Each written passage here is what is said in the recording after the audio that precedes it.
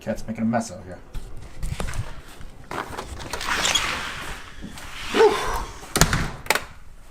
What's up, everyone? Welcome back for another video. Welcome back to Mercedes-Benz Mondays on Tuesdays. Yeah. So it's a cold one out there. My driveway is basically a sheet of ice. It actually warmed up a little bit. It's 24 degrees, feels like 18 right now. So we're staying in the garage all day. Now, one problem with staying in the garage is if I have to cut any fiberglass, it's gonna be a disaster in here, but we're gonna hopefully not have to do that. Today, we're gonna be working on getting at least one of these front fenders put on for the Mercedes-Benz 190e EVO 2 build. This is how cold the garage is. It's ice. Awesome. So if you guys are just joining us, you're new here, be sure to hit that subscribe button.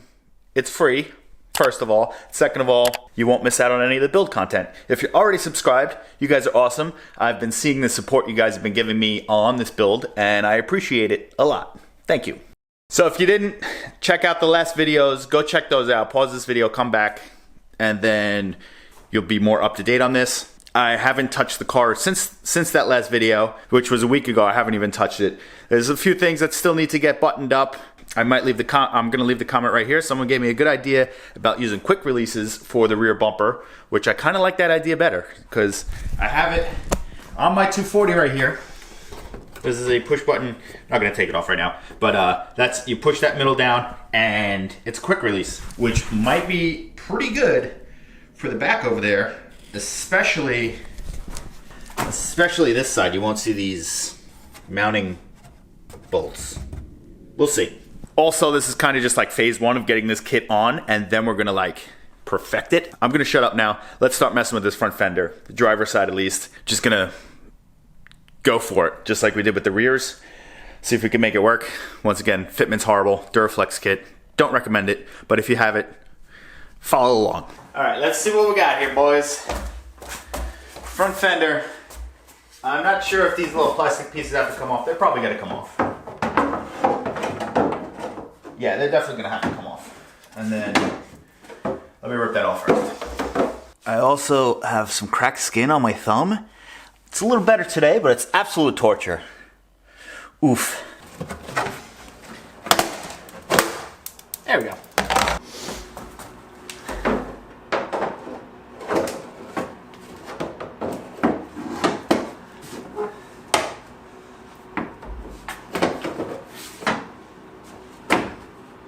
This doesn't seem too bad, actually.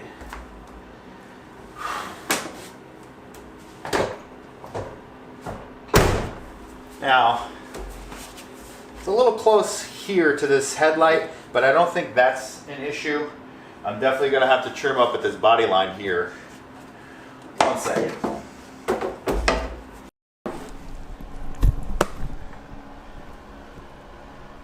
Obviously, the fender is going to have to get trimmed, which I'm not sure I'm doing today. Back, follow the body line somewhat. And if you look at it, see here, it's close to the headlight, which I'm not sure is a big deal, but right there especially, there's the body line right here. If we trim a little bit out of that, it'll pull closer to the car. Which I believe the bumper is centered. It's not very well, to be honest. I did use an older well nut that I had for the 240 just because it was the only thing I could come up with at the moment, and it's not even centered, which annoys the hell out of me. But the bumper itself is pretty centered.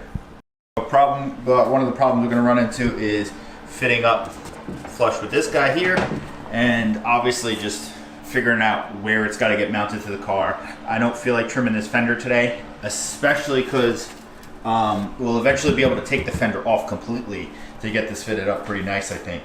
Whew, the motivation is at an all-time low right now. This is rough. So this is how it wants to sit naturally. Just got 2 pieces of tape hole on it. Look at that gap. 2 finger gap. Even, about 2 fingers there too. But This gap looks horrible. We might trim that down. Not too sure yet, but I don't know. This is one of the main things I really don't like about this kit is, I don't know if I'm even gonna be able to show it. Look how high this fender is gonna be. We have way too much wheel gap. That looks like shit, in my opinion. No good.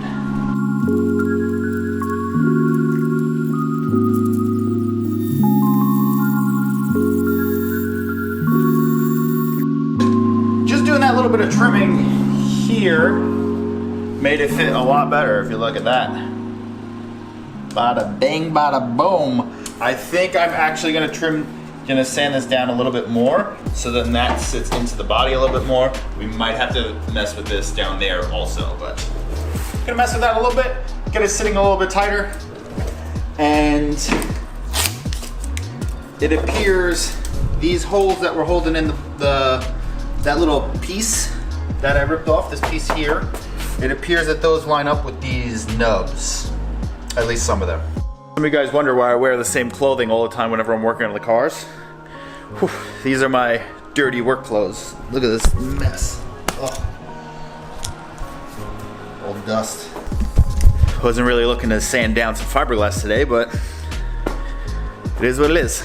I got the fitment decent on the back half of this fender, but the front half where it meets the bumper still needs some work. It seems like it's, I mean, once again, it's the Duraflex, but it seems like there's a little bit of a twist in it at the end that I'm assuming I'm just gonna have to sand down most of it just to get it to fit, but I'll show you how we're looking.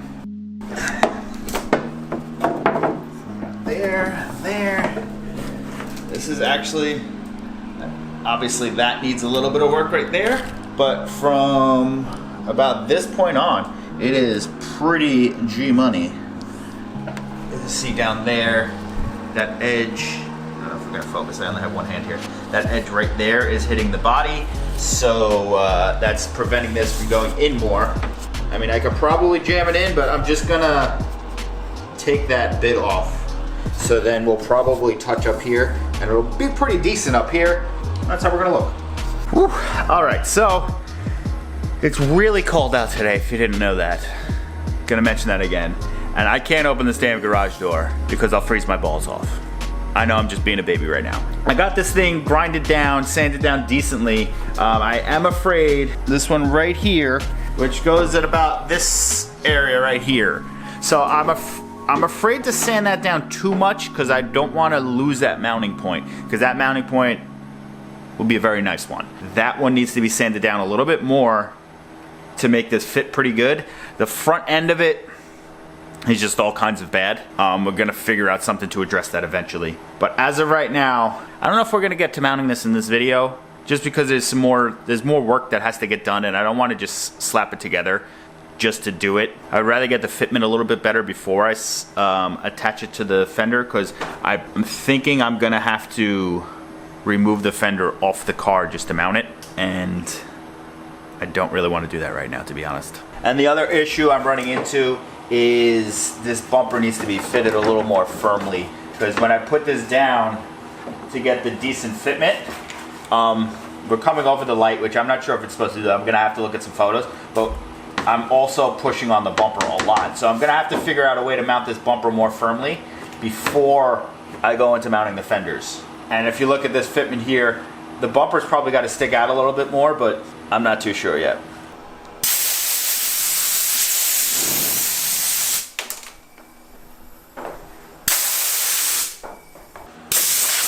Hands are killing me, got multiple cuts all over the place. Not a good idea today. So motivation was at an all-time low today, which is not good for working on the car. This temperature does not help. It was even colder yesterday, so I couldn't even come out to the garage. I have to do something with this heat.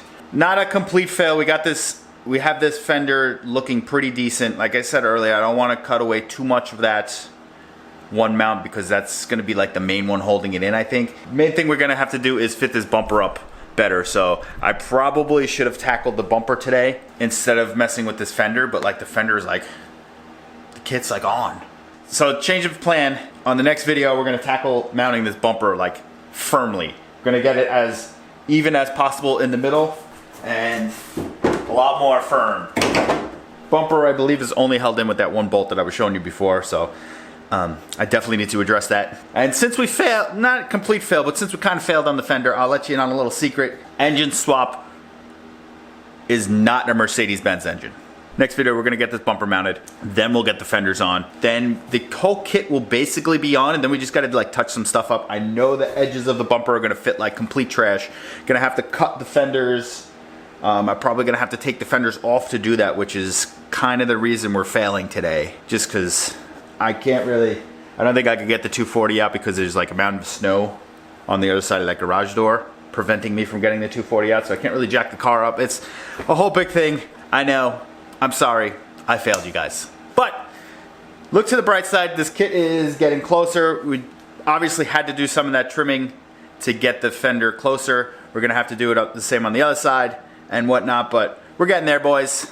A little bit of hope in the future. You can't win them all.